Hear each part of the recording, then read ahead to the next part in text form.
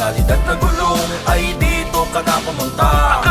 Short o long ride kahit pang araw-araw dito ay safe ka.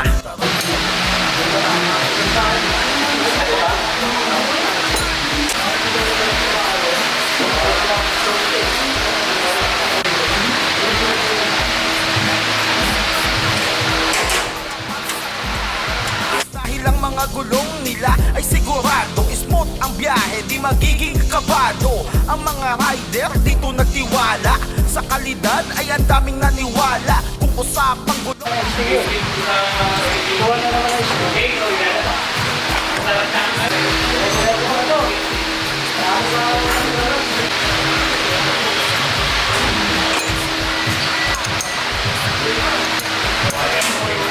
gulong ay dito ka na pumunta.